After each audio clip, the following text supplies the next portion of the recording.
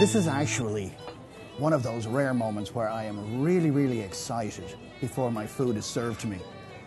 From talking to Niko, he's exactly the kind of guy that gets me excited about the restaurant industry. Because here's a fella who's not only steeped in tradition and who really knows his way around a kitchen and understands the tradition of cooking, but he also has the excitement and the ability to translate new ideas into those old traditions. And he understands the importance of family and love and sharing at the table. Not with all the formality of perhaps the restaurant that was here before. You know the restaurants I'm talking about, the ones that are a little smothering and a little stuffy. He has stripped all that away. This is about great food. He's got a beautiful open atmosphere here. The place is beautiful. He's all about the customer satisfaction and the quality of the food. I can't wait. I'm just dying to try this food. I watched it being prepared inside. He's a man after my own heart. Simple but excellent. I can't wait.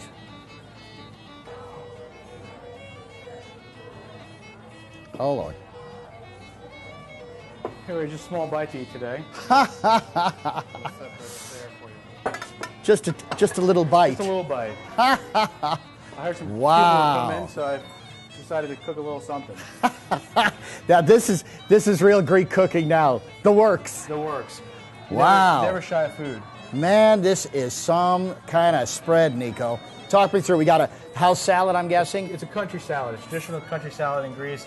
In Greece, there's not much lettuce because of the aridness. So it's just tomatoes, red onions, feta. Beautiful vegetables olives, and cheese. And a little bit of, finished with a little bit of fresh dill. Traditional Greek api, tomates. Great. Tomates, sure.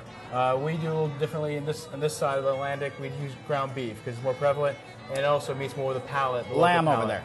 Lamb over there, and it's a little bit stronger, and even the grape beef itself is a tart and stronger. Here we bring it down a little bit for just more of an American palate. The pièce de résistance, this is incredible, this beautiful shank. It's a lamb shank. We braise it first. Just salt, pepper, oregano, garlic. Put some mirepoix, some onions, carrots, celery. Cook it all, deglaze with red wine. Put it all in the oven, 2.5, 3 hours.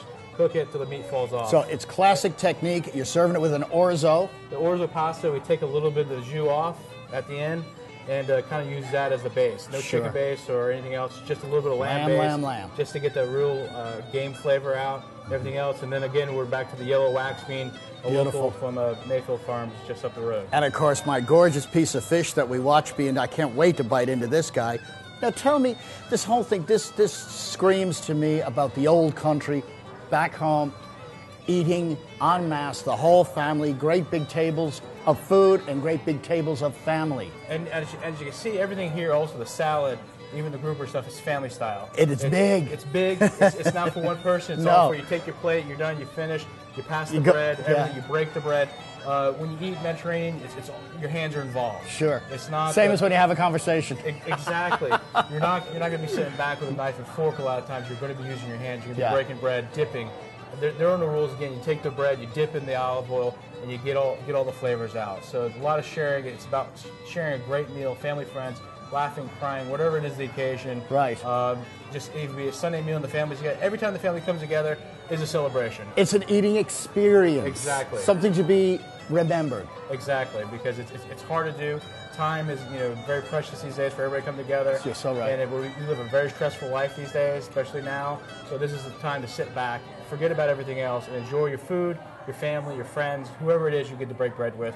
It's just an experience. I love your philosophy, and I tell you what, that's what I'm going to do. I'm going to enjoy this experience. Niko, what a pleasure. I can't wait. Here we go.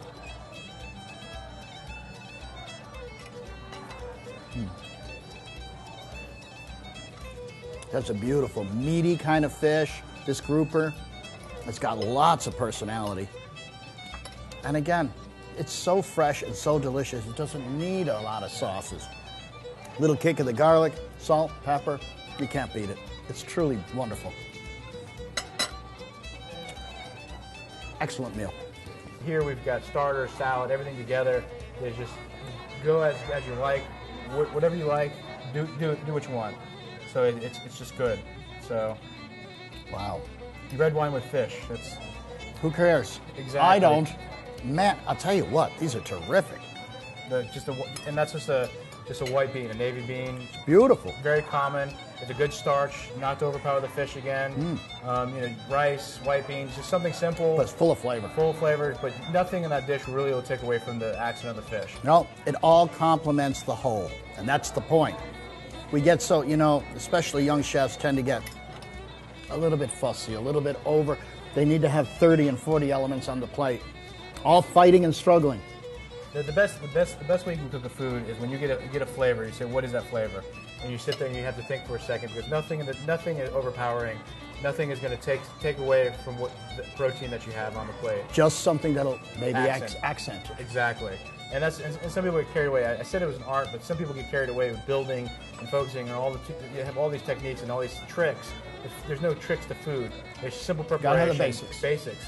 Simple preparation, good flavor. If the flavor's not there, no matter how good it looks, it doesn't matter. You got it. It's got to look good to the eye, but it's got to look. Yeah, you can build a monument this tall, and it's wonderful to look at it. You bite into it and you go, yeah. Where is it? Yeah, or especially you walk out the door and you say, I'm a little hungry. I hate that. That's definitely not going to happen here. No. Nobody walks out the door hungry. This is a feast. Well, here we go. This is my favorite dish in the whole world. I love braised lamb shank. To me, those parts of the animal that take the longest to cook, usually the toughest to start with, they really are the essence of the animal, rather than those prime cuts that people are more used to, those more expensive cuts, but they don't have the flavor profile of these. And that's another thing about old school cooking is when you get to it, we get away from this country is they use every part of the animal. And you know, the shank is good, but the whole lamb, the whole pork, whatever it is, they use the whole animal, and they've learned how to cook the whole animal, no matter what Absolutely. it is, and they do it well. Breast, shoulder, all that stuff that we don't use here. No. Oh, People shy away from because they just want to go for that first cut again. And again, this is just all its finishes. We take a little bit of the carrots, the mirepoix, the carrots, the celery, onions, and the jus from the marrow and everything else, cooking together, and we just pulsate it. Blend it down. Blend it down so that the flavor, when you come in, it's just more accent. Yeah. You're getting more of the lamb flavor, more of the good. vegetable flavor coming through on it. This is awesome. And this is typical. This is something very typical Greek, and very local too with the white beans again. When something's in season, you spread it out a little bit because it's when it's in season, it's good. Put it. You can have multiple use for it. Absolutely, absolutely. Let everybody try it. Exactly. No doubt about it.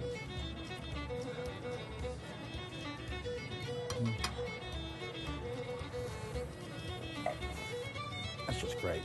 Thank you. Oh, it's just great. Great dish. This would be the dish I'd order now.